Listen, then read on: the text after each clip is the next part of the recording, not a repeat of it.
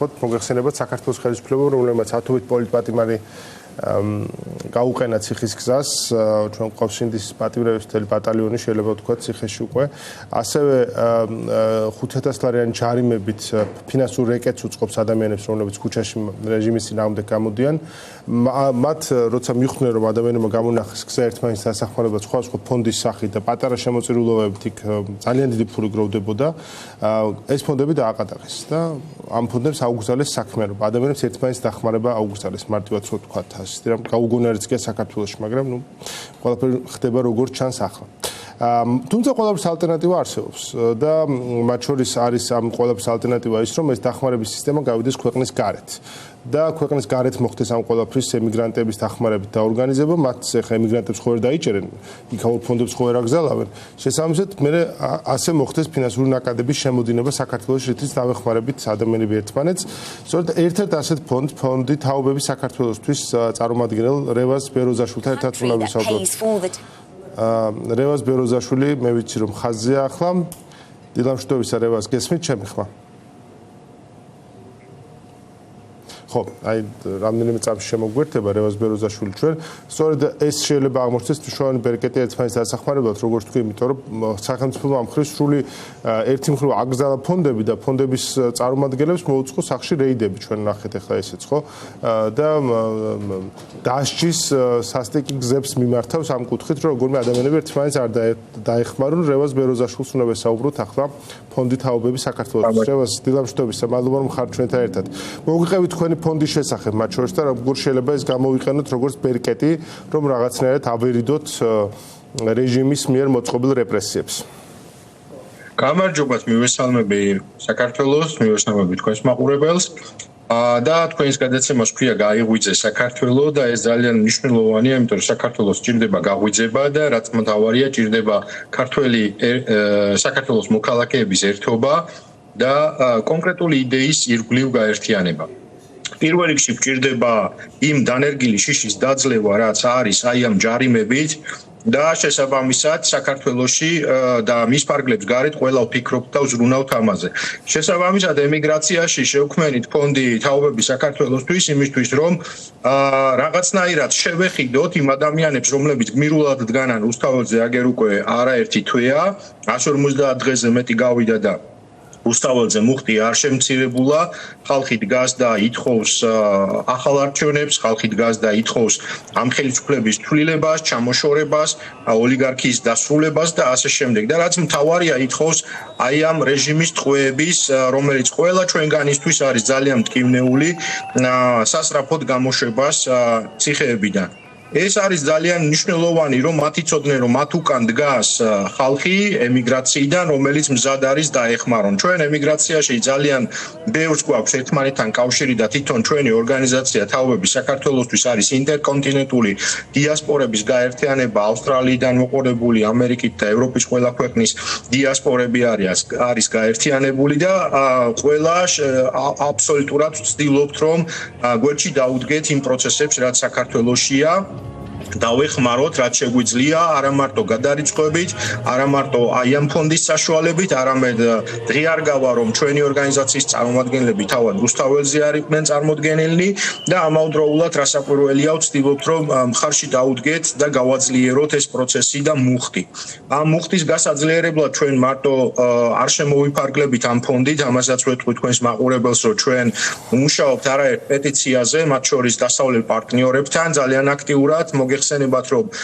შევქმნით პეტიცია ქართული ოცნების ბიძინა ივანიშვილის მისი ოჯახის წევრების და ქართულ ფონდის SWIFT-დან ჩახსნის პეტიცია, რომლის გამოც ჩვენ ჰაკერული შეტევაც მივიღეთ თბილისიდან და სხვათა შორის მოსკოვიდანაც. და სულ ცოტა ხნის წინ ეს ჩვენი მოთხოვნა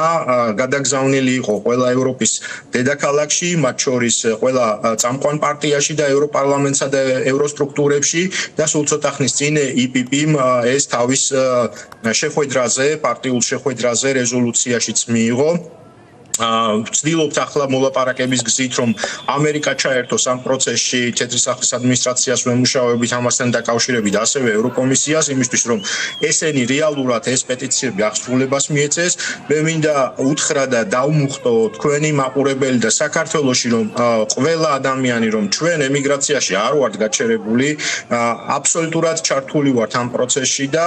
აუცილებლად ყველაფერი კარგად იქნება ძალიან მალე იქნება სანქცირებაც ფონდიც არაერთი შეიქმნება მათ შორის ძალიან კარგი ახალგაზრდების ჯგუფი ბრიტანეთში ქმნიან ფონდს ახლა როგორც ვიცით და ჩვენ ყველას ემიგრაციაში გვაქვს ერთმანეთთან კავშირები და აუცილებლად ვითანამშრომლებთ იმიტომ რომ ძალიან კარგი მრგვალი მაგიდის პრინციპით არის ჩვენი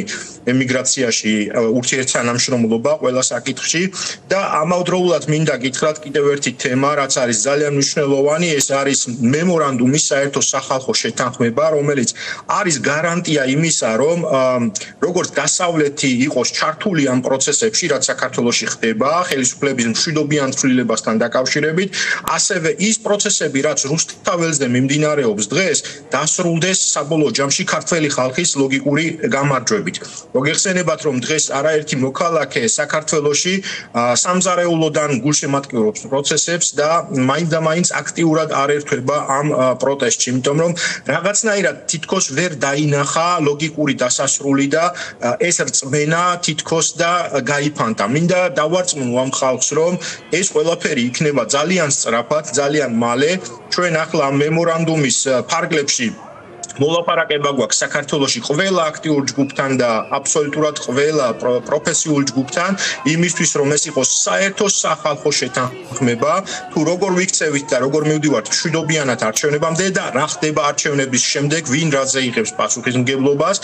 ეს არის ასევე გზამკვლევი ევროპისთვის და ამერიკისთვის იმისთვის რომ მათი იცოდნენ ზუსტად რას ვაკეთებთ არჩევნებამდე და რას ვაკეთებთ არჩევნების შემდეგ რაშია ეს საჭირო ესეც მინდა აუხსნა თქვენს მაყურებელს იმიტომ არის საჭირო რომ როდესაც დასავლეთი ამ ბერკეტებს აამოქმედებს მთელი სიმძლავრით რასაც ქვია სანქციების უმაღლესი წერტილი მათ ამის წანაცვლოდ ზუსტად უნდა იცოდნენ რას ვითხოვთ ქართველი ხალხი ძალიან მნიშვნელოვანია რომ ჩვენ ზუსტად ვიცოდეთ და შეთანხმებულები ვიყოთ ქართველი ხალხი რომ არ მოხდეს ისე რომ მოვითხოვოთ ვაშლი მაგრამ გვინდოდეს მსხალი ევროპამ და ამერიკამ ზუსტად უნდა იცოდეს ჩვენ რას ვითხოვთ და როგორ ვაკეთებთ მის განხორციელებას და უფრო მეტიც ჩვენ საქართველოში ეს ყველაფერი ზედმიწევნით უნდა განვახორციელოთ იმისთვის რომ მშვიდობიანი ხელისუფლების გადაბარება მოხდეს და არ აირიოს პროცესები მათ შორის არ აირიოს პოლიტიკური მოთხოვნები იმიტომ რომ პოლიტიკურ პროცესს სჭირდება სწორი პროცესის შექმნა სწორი პროცესის მართვა და რაც მთავარია დიდი მადლობა მინდა გადაუხადო თქვენს ტელევიზიას იმისთვის რომ ხალხი რომელიც ამ პროცესშია ჩართული ჩანს თქვენს ეკრანებზე და ხალხი ნელ-ნელა უყურებს ეს ძალიან მნიშვნელოვანია იმიტომ რომ საზოგადოებაში არის მოთხოვნა იმაზე რომ ახალი სახეები გამოჩნდეს მე ამაში არ გულისხმობ ემიგრაციას იმიტომ რომ ჩვენ ემიგრაციას არანაირი ჩინმენდლები ან რაიმე განსაკუთრებული ექსკლუზივი არ გვჭირდება და არ ვეძებთ ჩვენ ვეძებთ ტკივა საქართველოს და ამიტომ ვართ ამ პროცესებში ჩართული, თუმცა საქართველოში ვხედავთ ძალიან ბევრ ახალგაზრდას, ასევე არც მაინდა-მაინც ახალგაზრდას, მაგრამ ადამიანებს, რომლებიც სულით და გულით არიან პროცესებში ჩართული და აი ეს ხალხი აუცილებლად უნდა გამოჩნდეს და ამოტივტივდეს სწორედ ამ პროცესით, ამ პოლიტიკური პროცესით და ხალხმა თავად უნდა შევქმნათ საბოლოო ჯამში ის ახალი CSKO-ს ასე ვთქვათ წარმომადგენლობა, ასევე დროებითი მთავრობის წარმომადგენლობა, იგივე ელექტრონული ხმისმიცემის სისტემით რომ დროებითი ლეგიტიმაცია მიენიჭოს მათ და ასევე ის 150 კაციანი სია რომელიც პარლამენტში ქართველი ხალხის სახელით საპირწონედ დაუდგება რუსულ ძალას საქართველოში ქართულ ოცნებას ესეც ყველა მერთად ხალხმა აი ესეთი ელექტრონული დემოკრატიული პროცესით უნდა გავარკვიოთ ეს მინდოდა მეთქვა და ყველაფერი კარგად იქნება პროცესი აუცილებლად მივა ლოგიკურ ქართველი ხალხის დასასრულამდე და ჩვენ ყველა ერთად გავიმარჯვებთ ვიზეიმებთ ამ გამარჯვებას. მადლობა ძალიან დიდი ფონდი თაობები საქართველოსთვის წარმომადგენელი ლევას ბეროზაშვილი გვერდებოდა ახლა წარმატებები თქვენს ფონდს და წარმატებები ქართულ ემიგრანტებს. ჩვენ ახლა ერთ თემას უნდა მივუბრუნდეთ 9 მაისი